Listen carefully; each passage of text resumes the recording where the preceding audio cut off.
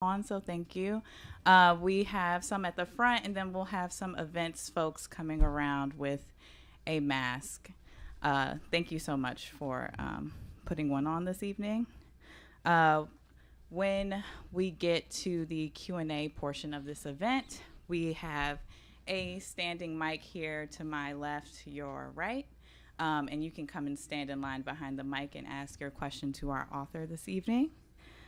We also ask that you come to the mic for your questions because we are live streaming to our YouTube audience and they would love to hear you as well. And once the event is over, the signing line will also start at that pillar there where the mic is. And we also ask if you could just help us out by folding up your chair and putting it on something solid like one of the bookshelves. We appreciate that so we can get the store reset quickly. And so I am very excited for this event this evening. All of you pretty much are familiar with our author, Martha Ann Toll, tonight.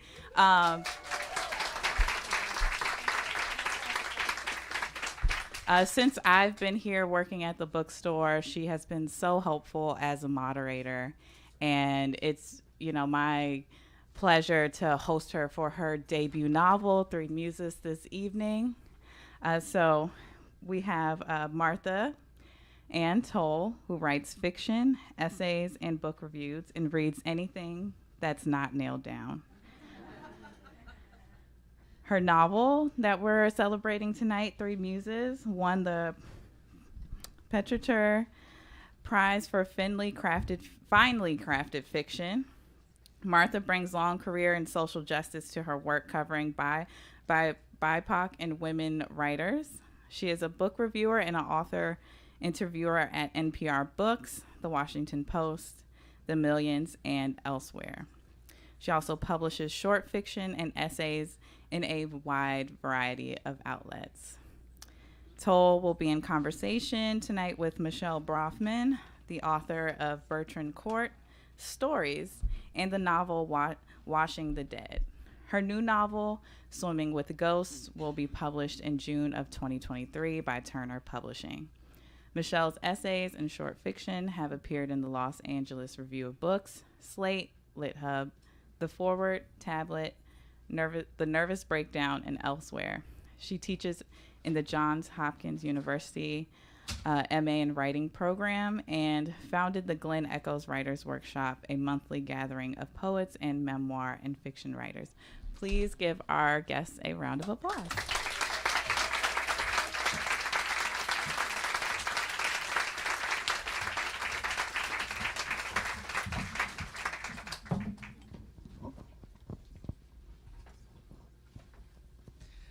Thank you for that great introduction, Morgan.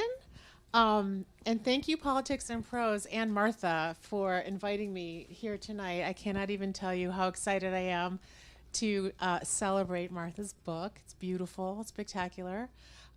She deserves all the rave reviews she's been receiving.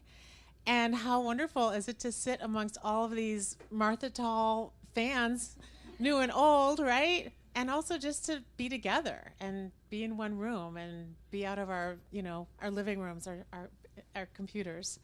So let me start by saying a word about Martha and how our relationship. Okay, so in February of 2021, Martha gave me an orchid. And it's this mauve, like really unusual color, purple, and it's beautiful. And it's what I see every morning when I make my oatmeal. So I always think of Martha. And it's a wonder. This orchid, it just keeps like growing. It grows new branches, and then they blossom, and then more new branches. And you can see where I'm going with this. Because I've even sent Martha a couple pictures of the orchid. She's probably like, okay, it's enough with the orchid. You're welcome. But I can't stop because it's like exciting. And so Martha, it's no surprise that both Martha and the orchid are growing and blossoming in all these different directions. Because in order for an orchid to grow, it needs sunlight. And Martha, her superpower, her sunlight, is her extreme passion and commitment for lifting people up, lifting up writers. And she does it as a reviewer. She does it, she tries to review books from by people who represent communities that sometimes don't always have a voice. She does it in every single capacity. She's sat in this chair many times interviewing writers. She's on the Penn Faulkner Foundation board now, and she's really a pillar of our literary community. And I get to experience Martha's superpower sunlight every month at the Glen Echo workshop, and sometimes annually at the Faye Moskowitz Writers Retreat. And there are many people, quite a few here from this community, who can also attest to the fact that she lifts us up. She's so enthusiastic about everyone else's work and gives such incredibly smart feedback. Martha is also my muse of discipline. And and I think it's because of her background as a serious violist. I'm telling you, over these past years, like you have just figured out fiction technique, and it's been such a pleasure to just watch your writing just get sharper and better. And I so admire that, like people who are really willing to just get in there and practice and just become better. And I really admire that. This is one of the quotes I love. Martha's book is sublimely written. Her prose is tight and disciplined. It's also elegant and flowy, just like ballet. But technique alone does not make a writer. Martha is fierce. She will dive headfirst into the most difficult, the most sensitive subject matter, which is true, and she did in this book as well.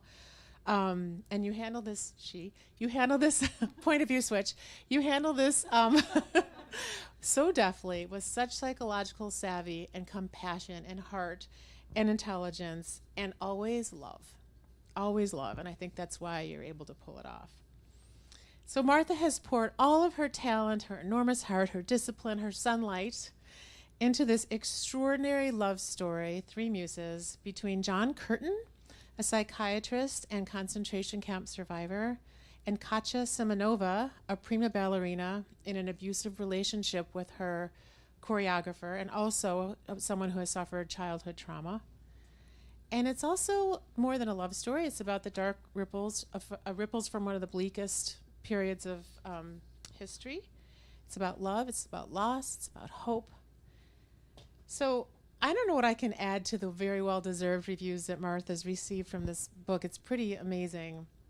But one thing I will tell you, that if you start it, you're not going to want to put it down, and you're probably going to stay up late, so get your coffee machines ready, pick up a copy, and no, it's really just an incredible achievement, and it's just so nice to be with everybody. And now Martha can take a bow in front of all of us, because we are so happy to lift you up tonight.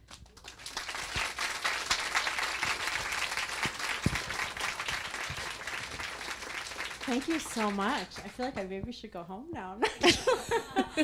I just want to say a huge thank you for being here, and to Morgan and Politics and Prose, and to my family who have traveled. Most of them have traveled long distances to be here. I really, really appreciate it. And it's just a joy to be with all of you. Thank you. Okay, so let's start. I'm going to ask you a question that I don't really like people asking me. But I read your essay you wrote in the Regal House website, How to Write a Novel, and you totally nailed the answer. And so I want you to tell us, how did you come to write this book? So the answer was, I have no idea. That's the short version. So I think this book brings together a lot of different strands of my life. And I heard Anne Enright actually in this very bookstore say that if you read a debut novel, it's for sure that person's 16th novel, which is about what this one is. So I had a lot of trial and error beforehand. So I was looking around in 2010 for a framework for a new novel, and I stumbled on this myth of 3 muses instead of 9, and the 3 muses are song, discipline, and memory, and there was no story that came down through history. So for me, this was a lightning bolt. I realize that would not be true for many people, but it sort of like spoke to everything that I care about in literature and also my life. Music is very important in my life. So that was the framework. And I had very early on the concept of a concentration camp survivor who survived by singing for the commandant who murdered his family. And I recognized that that would make a permanent conflict for him with music. And then I really love this idea of a ballerina, because a ballerina can't work without music. So falling in love brings some complexities. Okay. And then, yeah, that was the answer that you gave. But it's such a hard question to answer because it's never one thing. Right. It's, you know, it's just this kind of, anyway, I thought you did that great. Well, tell me a little bit more about, tell us more about the relationship between, well, if you could just define the muses and just tell us more a little bit about how they're connected. Because, for example, there's a really strong tie between the muse of song and of memory. Yes. So song, I remember, and I think I may have said this in something I wrote, I had an early music history teacher who said that he believed that song and dance were the earliest of the art forms, arguable which came first, but probably song. If you're sitting around the campfire, you can't dance until you have some songs. So John is loosely associated with song. I really loved the muse of discipline because the word in Greek also brings in the idea of prayer and meditation, and I kind of love that combination of things. But it's my own belief that memory is the strongest for all of us, because all of us have complex memories, have complex experience. So for a personal level, I think it's really important, but I also think the Jewish people rely on collective memory to go forward. We're not a people that builds cathedrals, and we don't have monuments.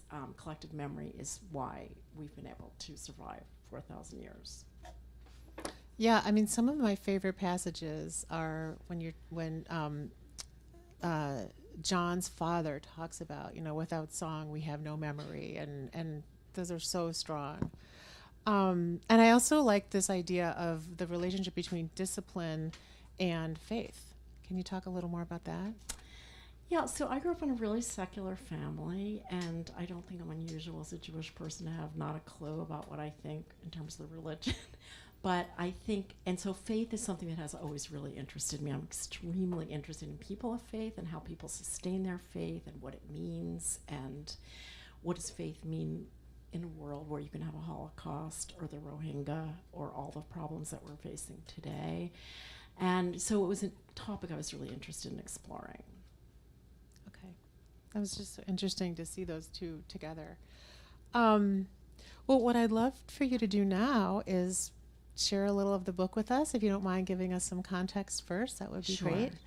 So I'm going to read 2 very short passages. The first passage is when John goes, he's in Paris for a medical meeting. He's a psychiatrist, and his boss's wife hands him a ticket to go to the ballet, which he doesn't really want to do because he knows he doesn't want to hear music.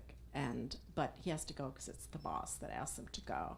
So this is his first experience at the ballet, where he sees Katya for the first time. And then I'm going to read another very short passage told from the perspective of Katya, who's on stage dancing. So it's 2 different perspectives of the same scene. So I'm going to go to the podium. Go ahead.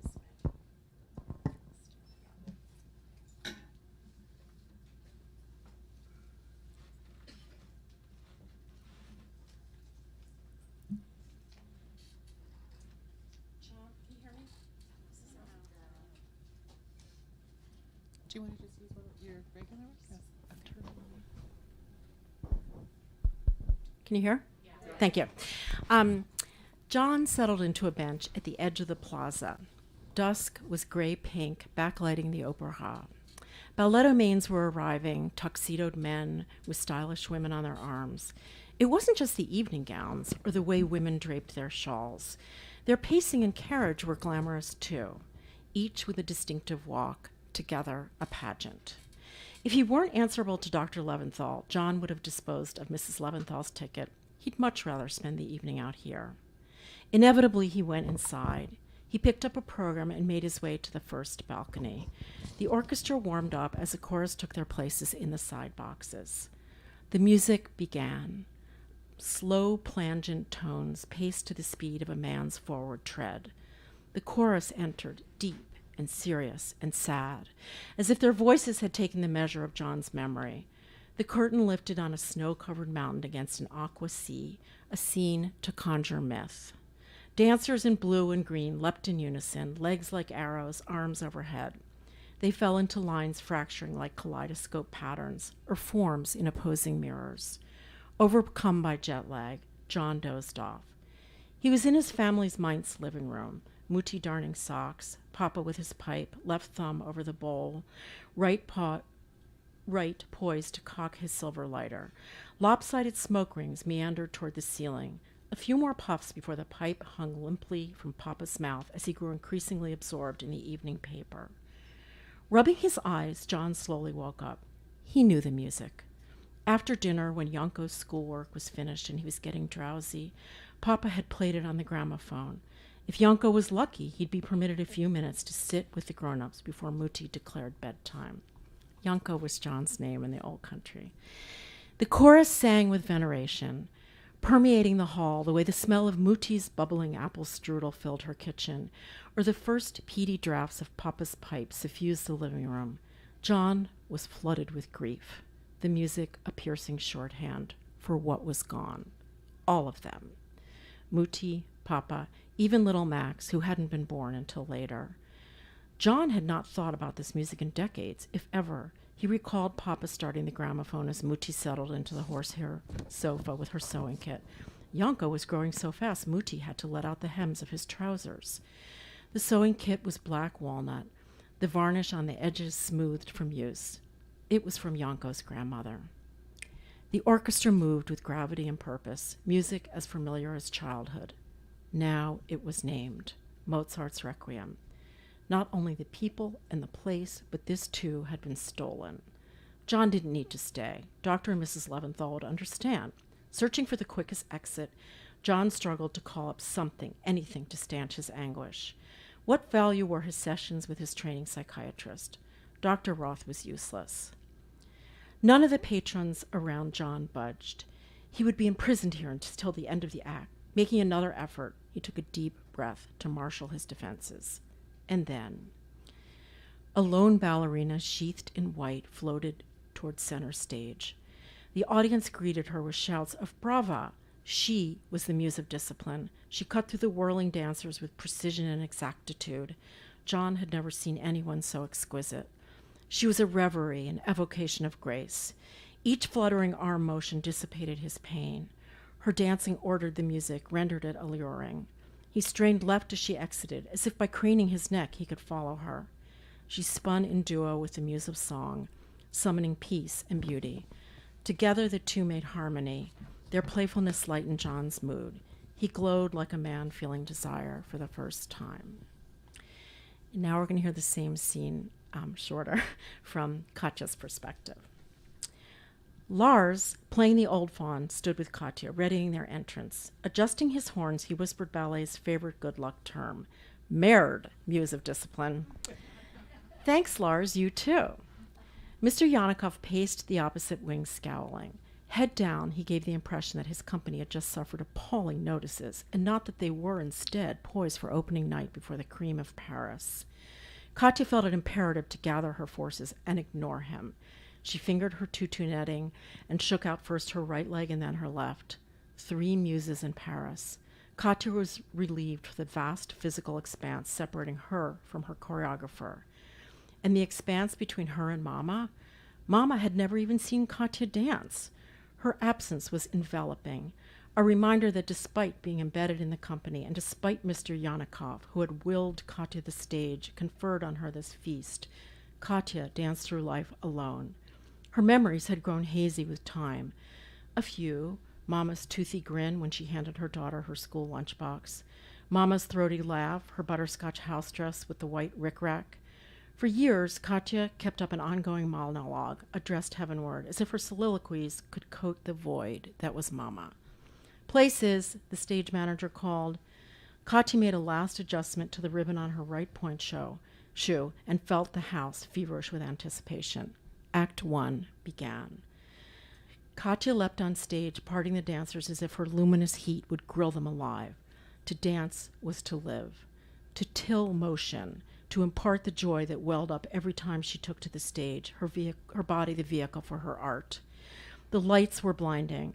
As the music intensified, she skimmed the energy from the audience to breach another dimension. Transcending reason, she danced through raw emotion and spun toward a new center.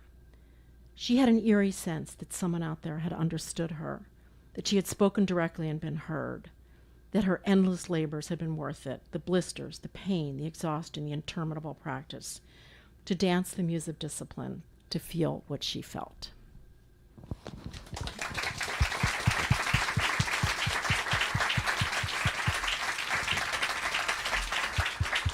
Beautiful. Just beautiful. That is amazing.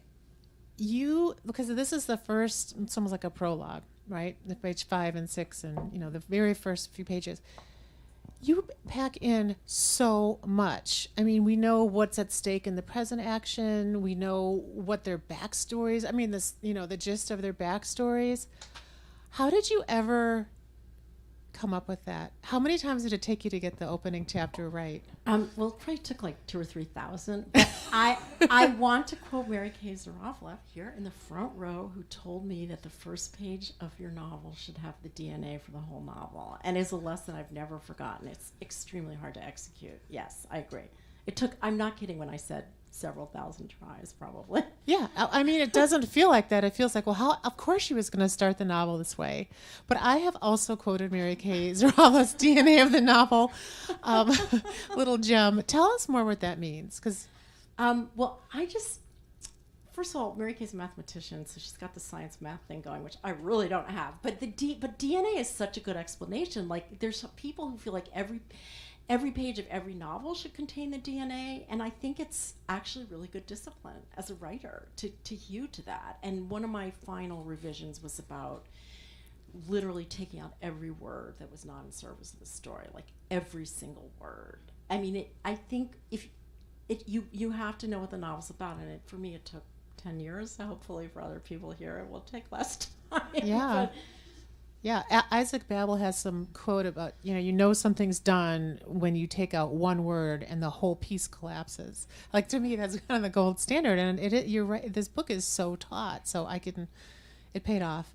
Well, just also the whole interplay between, throughout the novel, you've got the present action in 1963, but the past is so important, and they're always crashing into each other, and you do that seemingly effortlessly, although I know it doesn't, it took many times. But how did you make the decisions about when to include the backstory and, how much to include without sacrificing the forward momentum of the novel? I think that's a question that a lot of people ask themselves in short stories and novels. Yeah, well, I think I did what most beginning novelists do and had an incredible amount of backstory. All kinds of things ended up on the cutting room floor. I think I've memorized every minute of Kennedy's funeral, for example. None of it made it into the novel. And I also had a lot more backstory on Katya and her relationship with her mother before her mother died. I just had enormous amounts of backstory, and it was really slowing things down, which I think is something that writers figure out after a while. So it was a lot of cutting, and then trying to figure out where to splice it in, where you don't want to stop the action at the same time. Yeah. Well, you did a great job. There's a line in that opening passage when Katya says that it was almost eerie. She had an eerie sense that someone out there had understood her, that she had spoken directly and been heard. Do you ever feel like that as a writer? Well, I mean, it's pretty thrilling to get a novel out in the world, because there is a sense when you're writing and writing and writing, which I have been for close to 20 years, and nobody's reading your stuff, that it's really the tree in the forest and nobody's heard anything. So to put it into readers' hands, you hope that they can hear it, but it's an incredible privilege, and I'm very excited about it. Wow, that line just really had that shimmer. Okay, so characters are emotionally very complex, and they're forced into making horrible decisions, that, like to sing for the air commandant, and, for John to sing for the air commandant in order to survive. I mean, there's so many decisions that they make that are just so difficult, which is why I suggest everyone here who has a book club to please contact Martha. No, because that's what book clubs love to do, is like pick apart the characters' decisions and why they do that. And this one, they it's pretty dramatic what they have to do to survive. So my hunch is that the reason that you are able to present these characters, which I call no fault fiction, like they make these decisions, I think that's a sweet spot, and they're tough, but you kind of understand why they got there or how they got there. It's a matter of characterization, like really understanding your characters and intubating them.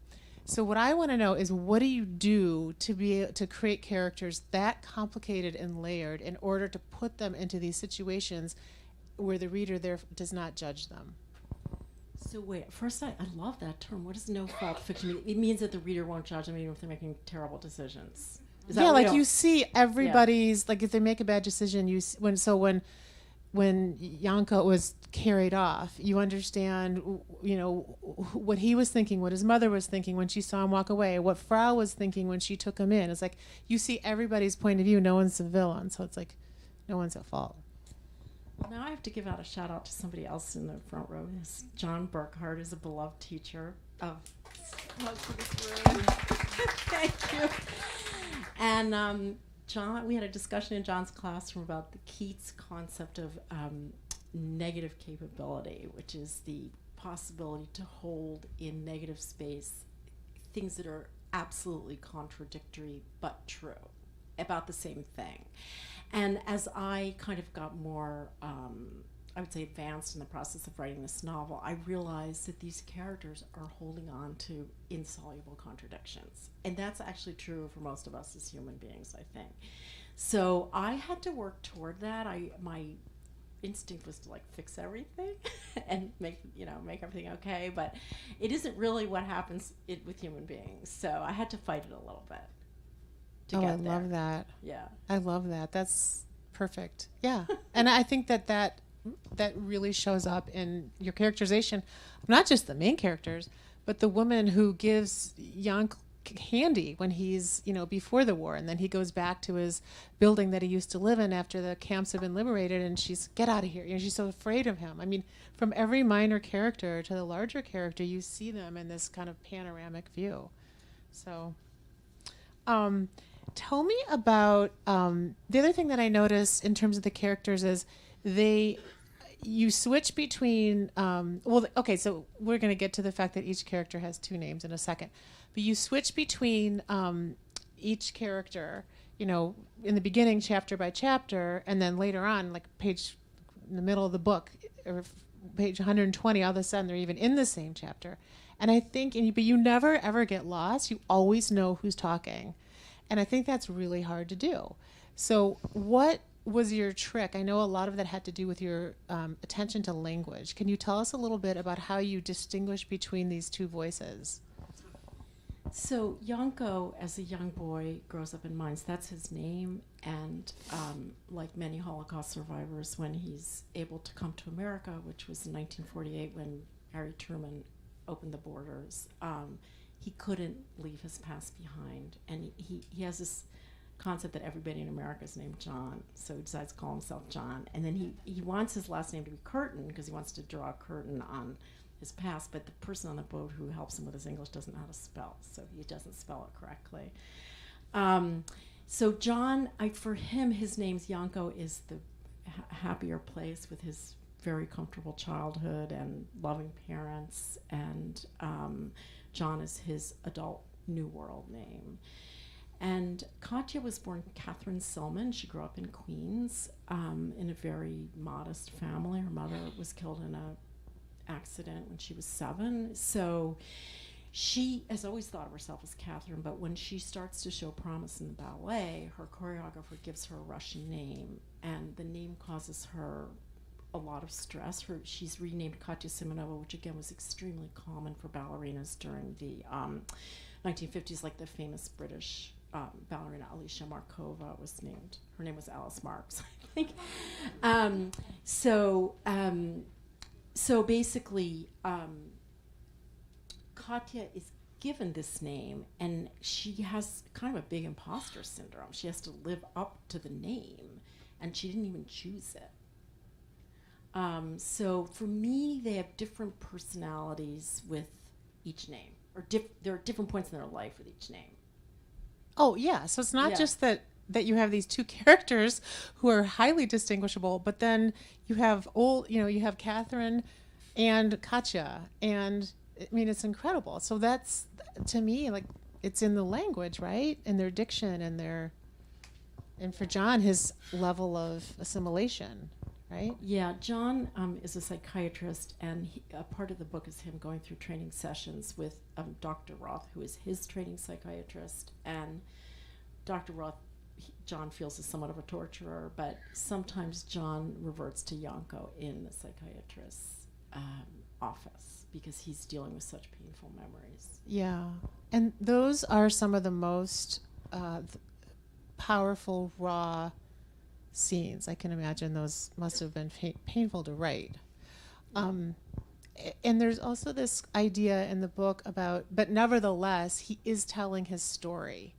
And as a writer, writing about the Holocaust, tell me about kind of your allegiance or your passion or commitment is the best word to tell these stories that are very difficult to both tell and to hear.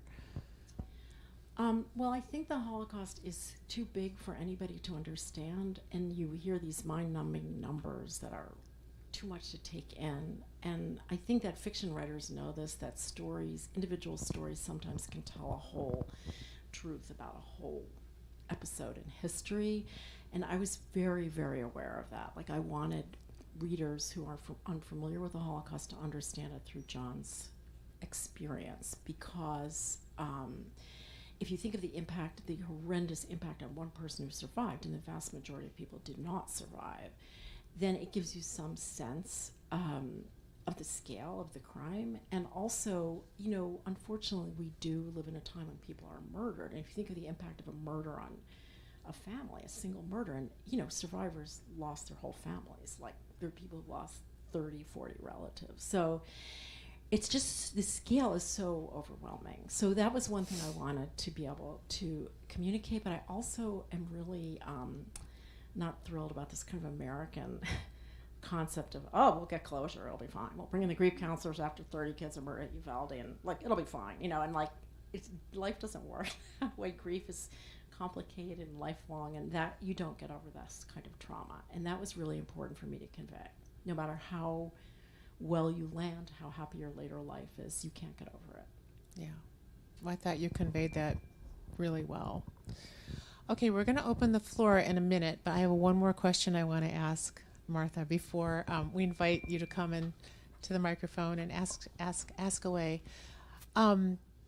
So my last question to you is, so next week is a big birthday for you. I will not say the number unless you want to. Oh, it's fine. Okay. Martha's going to turn 65. And and this is her debut novel. This is her first novel. And I just find that, like, amazing, right? And so for all you dreamers out there, look at this. It's incredible. So I think I want to know, tell us a little bit about your journey, because it's an incredible story. So I think I was always a writer in the sense that, like, I was that nerdy kid that kept, like, the notebook by books I was reading and wrote down the vocabulary words. And our parents, all my sisters are here, which is very exciting. Our parents were really interested in words. My mother was a professional editor. My father was a spectacular writer, and the dictionaries by the table, and you had a have vocabulary words at dinner. And so I do feel that writing was in the water supply, but I also was showing signs of this. Like, I've always been a snail mail writer. I was always a journaler, you know, and in law school I certainly, and in my professional lives, I always had very writing intensive jobs. But for a long time, and I thought about it a lot, for a long time I felt I had all the words but no plot. And I don't know, I still don't really know how that changed, but I do know that I started writing in earnest after our mom died quite suddenly in 1999, and something about that just opened the floodgates, and I still don't totally understand it, but then once I started, I couldn't stop. And I wrote a lot of novels, none of which got published. So at some point I realized, you know, I read all the time, I could maybe start reviewing books because it was a way to share my passion for reading, and that was an easier path for me. So, and also kept me kind of sane during, you know, getting everything rejected all the time. It was nice to have a byline from time to time. So that's how it happened. There was 4 or 5 pretty complete novels before this one. And so how did this one take? Why is this novel different from all other novels? Well, I have different theories. I mean, I think you have to do your 10,000 hours as a writer in any field. I think I just kind of learned and got a little more skilled. And that's probably the real answer. I just got better at it after a while. Yeah.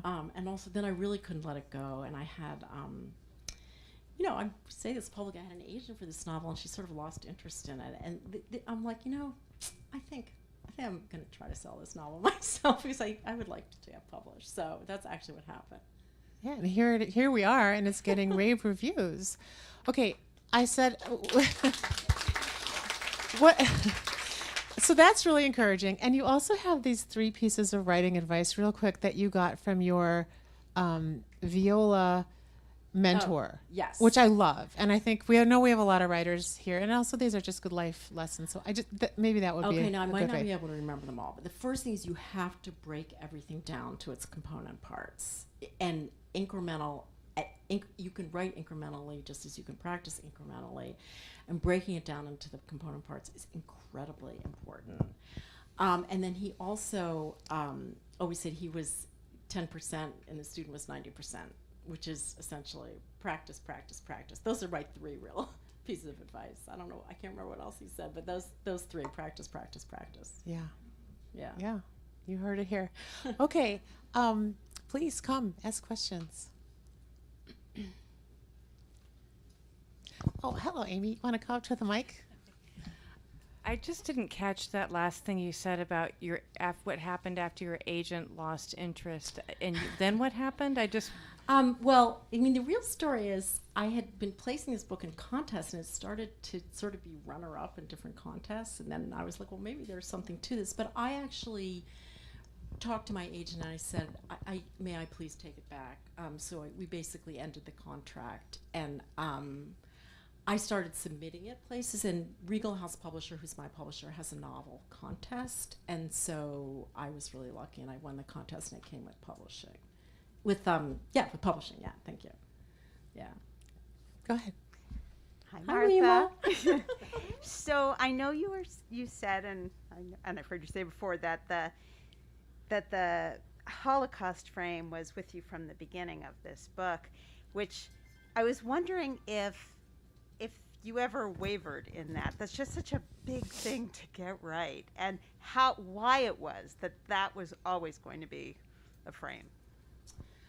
Well, that's a good question. I don't have a great answer to that. I mean, one answer is what I said earlier about, I think the only way to do it is to stick with an individual character. And I mean, I did a fair amount of research, and it is really, really overwhelming. And I think this is okay to say. Our cousin, whose kids are here today, Ellen Boucher, left an incredible autobiography about her own experience in the Holocaust, which deeply, deeply influenced me. And I mean, what I took away from her story was she had this like totally happy, normal family life in Mainz. And, and it was one of those families who didn't know they were Jewish until Hitler was elected. And she suffered tremendous losses. But it was a lot about her just talking about the ordinary life that she led. the regular stuff, going to parties and playing with friends and stuff. Yeah. It does make it all the more devastating. Hi.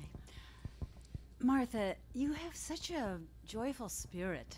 I haven't read the book yet. I pre-ordered it, but I haven't read it. But I've read others of your things that are just fabulous. And I just, as I look around the audience, I'm wondering how you're such a good storyteller. To me, that's sort of like the heart of it. But there aren't enough young people here, and I'm wondering if we can. What's your thought about getting young people to take up reading again, if they're not, or if they've moved on to who knows what? I have a couple of things to say. One is I really cared about writing this book for future generations, because we now almost have no Holocaust survivors living, and this story needs to be told over and over again. I know there are a bunch of young people here who read, so I'm not sure how to answer this question.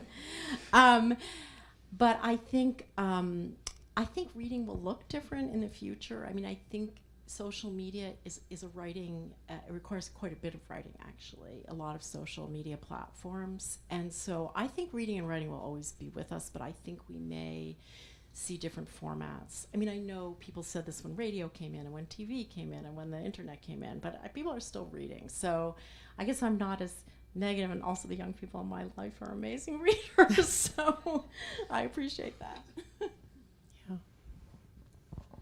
So you talked about technique and things that you learned about technique, but what advice would you give to aspiring writers in this room from your journey of 1,000 rewrites and 10 years and all that? This is my friend Tom Rosenstiel, who's written a great thriller series. So, but yay! I really, really believe in discipline. And my husband Dan thinks that's all I've ever written about my whole life. I'm not sure I agree with that, but you have to keep at it. And I think the biggest piece of advice I have is to recognize that rejection is what's normal. What getting accepted is very abnormal, and that took me about 10 years to get my head around. So I like the advice that you should get 100 rejections a year, and you at some point you have to stick with your own. And no, I'm serious. A lot of people try for that. I'm one of them. I get like several rejections a week, and I also feel like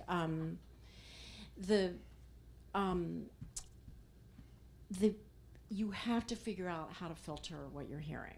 Some people give great advice. Some people are really destructive, and you shouldn't talk to them. And I'm serious about that. And remove them from your Yes, address book. Yeah. Yeah. So some of that came with learning how to filter what I was hearing. And now while I'm doing this, I have to thank Jane Stewart, who's my violinist. Where's Jane? Where did you go? Who's a beautiful violinist, is one of my first readers because she has such a beautiful musical ear. And I got that advice from somebody like, have your first reader be someone who's not a writer. Because I know writers who work with painters. I just think that was a good lesson. So that's another thing I would share. Go ahead. Hi, I'm so proud of you, and I really enjoyed the book.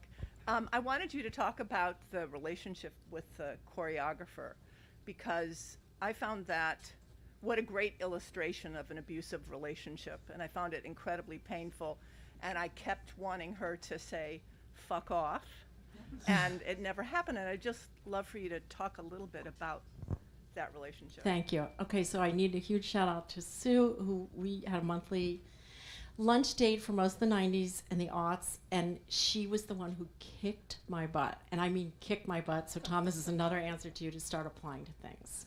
So she's like, I don't want to see you next month unless you've actually applied to some writing programs. So thank you, Sue.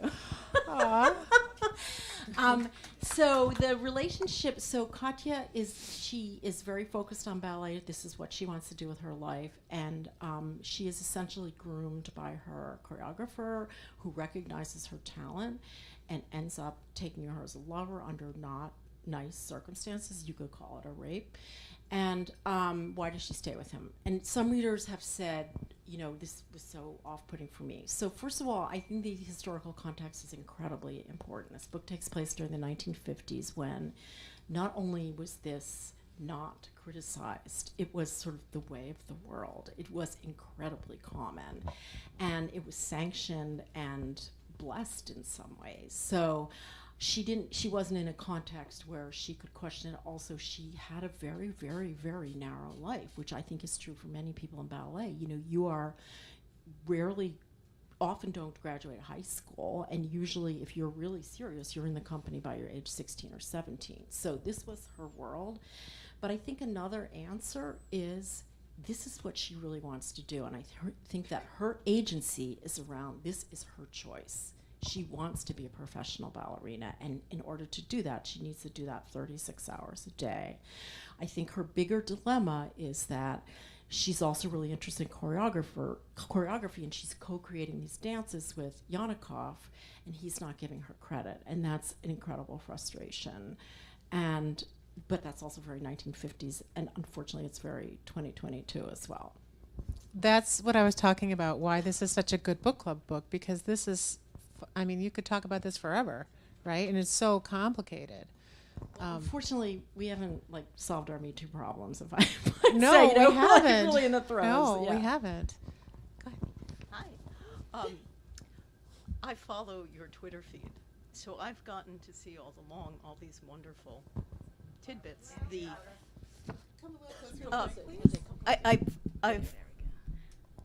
I follow your Twitter feed, and so all along I've heard all these wonderful tidbits about the book and how many marvelous reviews there are. I came across the other day, I can't find it again now, but that you now have a Spotify playlist that goes with the book. And I plan to listen to that. But I have one question about it, but maybe you can't answer that now. So I previewed the pieces, and one of them is not classical, and it makes me wonder so much what's happening there. I suspect you should not give this away now, but so that's actually an interesting publishing story. There's this scene where Katya goes to a party, and there's a Connie Stevens song on the record player. Stupid Cupid. Sorry, I was having a brain freeze. I had to actually change a bit of that scene because of copyright problems. So there was actually a lot more prose to lyrics, and we couldn't get the permissions we needed. So that's where that comes in. And I was really proud of myself that I figured out how to make a playlist on Spotify. It was a first. But it is available on Spotify. I just want to add something to that. So this is a question I didn't get to ask Martha, but she not only as a musician, she comes up with this Spotify playlist 'cause she's such a vast knowledge of music, but she also choreographed the dance scenes in the book by herself. And if you know that going in, it's even more it's mind blowing. So little tidbit about the making of. Hi, Martha. So you and I have spent many enjoyable Saturday mornings together in John Burkhart's various courses. And so on behalf of a number of us who are here representing that, I just wanted to know, were there particular authors whose approach or voice or perspective were inspirations as you were writing this novel?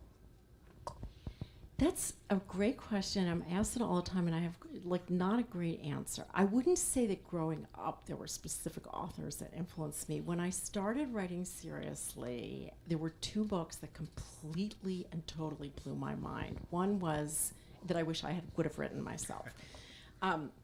One was by Shirley Hazard. I think it won the Pulitzer, called The Great Fire, which is one of the best books I've ever read. And she's one of these writers where every sentence is amazing. You could take anything out of context and you'd want to quote it. So that absolutely blew my mind. And the other one that came out the same year or close to it was by Vikram Seth. And it's called An Equal Music. And I think, Jane, you're probably the one who told me about it. It's about a musician. And he's not apparently musically trained. I mean, that is the book I wish I would have written about music. It's a spectacular book. So those two books are extremely important to me. But mostly I feel inspired by good writing. And so when I find a good book or walk out of John's class, I feel inspired by wisdom. Hi, quick question. Not the people who actually read the manuscript, but when you were writing it and you were writing your sentences and getting rid of words, hi, John, was there someone's ear or voice? I mean, I know when I write, I think about this person reading it. So I was wondering if there were certain readers that you thought, how would so-and-so be reacting to this sentence or this prose? If you want That is to the confess best question. I mean, and that I have different answers to that. Maybe too personal. I don't know. No, I mean, I think it has shifted around. I think when I first started, I was only thinking about the marketplace. That is death. I mean, there's no marketplace that you can ever please. So, but I did start to hear more individual. But I don't know. But I mean, I don't really have a specific answer. But I know that I had individuals going through, and I agree that one person to write to is better than the amorphous market, which is useless, basically. Hi. I think we're all trying to ask questions that are somewhat alike, which is what you're thinking, what you're feeling, what motivates you when you are actually putting the words down. And when I read the book, I hear music. I hear language that is graced with various kinds of musical stops and graces and clefs. And I'm wondering whether when you were writing it, you were thinking of the musicality of the words as well as the particular words being precise for the idea you wanted. 100% yes. So another piece of advice that Max Aronoff, my viola teacher, gave me, which I think is really good advice for all the arts, which is that the music is in the rests. And it's just the most important thing. And it's the reason I'm able to cut stuff, because you really are like treading through a rest sometimes. And I do talk to myself a lot. Dan always tells me, he hears me upstairs like rattling, having a great conversation and reading my stuff out loud. I do read it out loud, which I think a lot of writers do. But I believe, yes, I think my music training is extremely important. And yes, I do think about music. Thank you. That was a really kind thing to say. Now that you've published a novel, do you think it'll have an impact on your reviews of other people's novels? Well, I think I got a lot nicer once I got really into writing novels, because I got to tell you, just anybody who writes a book gets kudos from me. So I'm usually a more generous reviewer, I hope, than some. So yes, I might be nicer. I hope so. It's just a lot of work to figure out a structure and, flow and what the language is. So I hope I get nicer. She's already pretty nice. I think we have time for one more question, and I think that you should be the one who asks the last question. The teacher.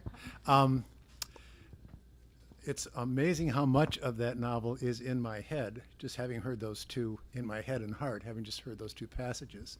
And what's sort of churning in me is the costliness of the discipline of actually executing that song for that horrible human being.